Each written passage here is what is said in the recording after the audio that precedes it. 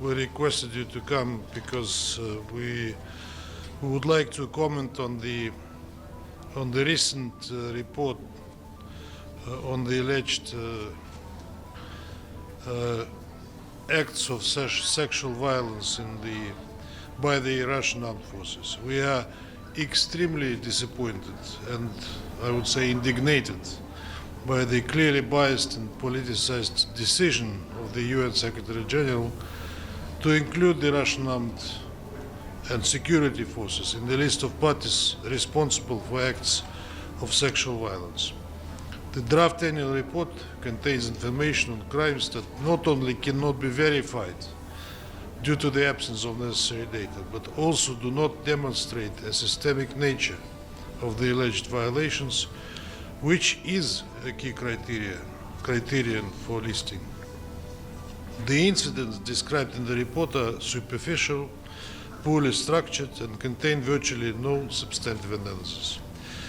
It gives the impression that the document was prepared perfunctorily and intended to reach a predetermined outcome, to discredit Russia and conceal the unlawful actions of the Kiev regime. And to us, this is not surprising. Let us recall 2022, when, amid the wave of media attention around the situation in Ukraine, Ms. Patton accused the Russian military of using medical drugs, she specifically mentioned Viagra, to carry out sexual attacks against civilians as she put it, military strategy. That was a claim based on fragmentary information provided by the so-called Independent International Commission of Inquiry on Ukraine, established pursuant to a voted Human Rights Council resolution, as the Special Representative herself later acknowledged. She also noted that the information from this commission is difficult to verify. The false nature of these statements is clear, but we have not heard any apology or withdrawal of those statements as false. The UN Human Rights Monitoring Mission in Ukraine also routinely demonstrates anti-Russian bias. Its mandate is based on an agreement between Ukraine and the Office of the UN High Commissioner for Human Rights, which raises questions about its authority to conduct investigative activities. Moreover, it is well known that this mission works as a laundering machine for Ukrainian narratives. It is precisely on the basis of materials from these two structures that the accusations against us are built. Such an approach is methodologically flawed as well. While the report is submitted pursuant to specific security resolutions, while its verification is carried out by the UN entities that have no mandate under those resolutions. The open bias is also confirmed by the absence of information on hundreds of civilians who have been subjected to torture, beatings, abuse, killing, sexual violence, and ill treatment by Ukrainian armed formations. I'll give you just a few examples. For instance, in 2025 at the village of Russkaya Porechная in the Kursk region, during the inspection of private residential houses after the liberation from Ukrainian territorial incursion, the bodies of 22 murdered local residents were found. 8 of them had been subjected to sexual violence prior to their deaths. We should also recall the case of Vladimir Parafilo, a militant of the Assault Brigade, Ukrainian of course, who together with 3 of his comrades raped a 55-year-old woman, also subjecting her to torture, including with the use of a stun device. Another captured soldier of the armed forces of Ukraine, Evgeny Fabrysenko, gave a confession regarding the commission of a series of rapes and murders of civilians. The Commission Against Torture of the United Nations also drew attention to the issue of sexual violence in Ukraine in 2025. We have to recall the recent acknowledgement by the Ukraine's military ombudsperson, Ms. Reshetilova, that she receives numerous complaints about unlawful actions by members of the Ukrainian armed formations who commit acts of violence not only against Russian soldiers, but also against their own military personnel and civilians, torture, rape, extortion, and similar abuses. We consider the UN's admission of these cases unacceptable. We reaffirm that the Russian Federation consistently and systematically supports international efforts to protect civilians, ensure rights of the prisoners of war, and strict compliance with the norms of international law. However, cooperation is a two-way process, and we have repeatedly requested additional information regarding the allegations against our armed forces, yet we have never received a response. The discussion of such serious allegations must be based on the principles of professionalism, impartiality, and reliance on verified facts, rather than politicized assessments and unilateral approaches. I thank you. Mr. Ambassador,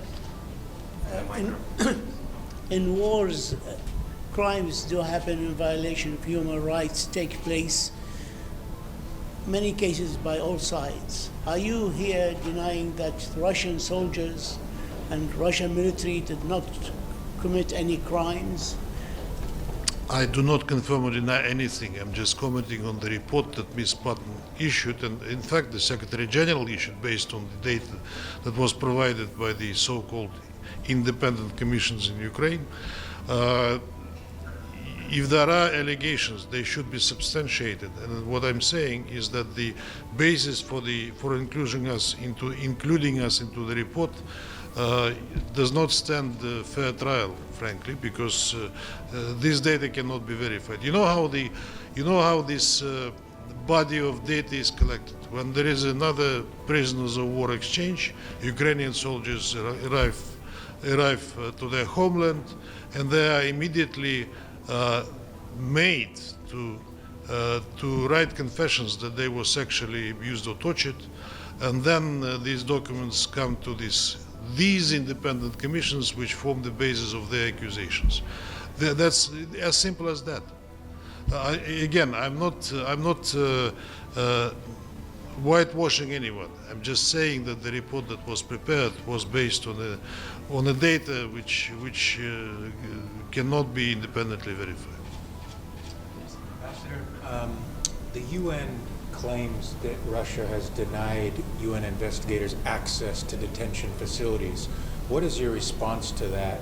Is that true or not? If we are properly addressed and when we are requested to get the access, we would provide it, but we were inviting the UN officials to come, say, to the Russian new regions. They always refused, citing the Ukrainian territorial integrity, and they do not want to cross the borders of this territorial integrity, in their view, preferring it to informed knowledge of what is happening in the Russian facilities. The Russian law provides for the strict adherence to the humanitarian principles, and there are codes of conduct by the Russian military which prohibit them from abusing prisoners of war or any civilians, which they strictly comply with. Good morning, Mr. Ambassador.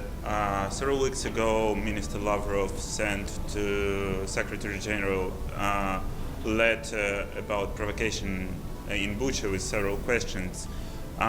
So, have you received any reply from United Nations?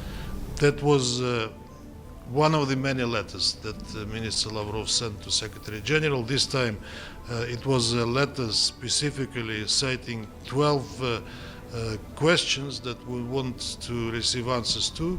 In my cover letter, I addressed the Secretary-General with a request to do it as soon as possible. So far, we have not received anything.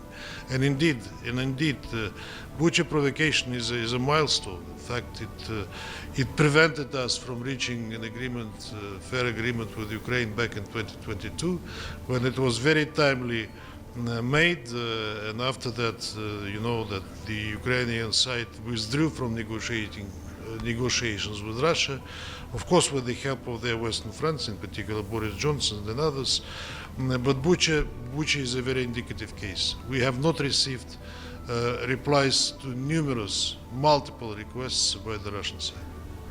Do you think that's intentional, Ambassador, that the Secretary-General hasn't replied, or are you disappointed in that? Or what? We are disappointed at that because this case served as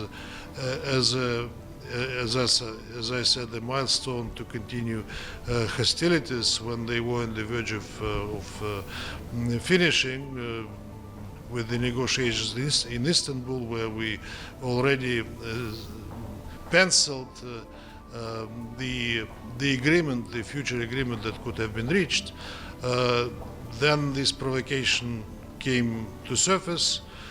We have not yet received the names of those unfortunate people that were demonstrated to the world public, and Bucha became symbolic while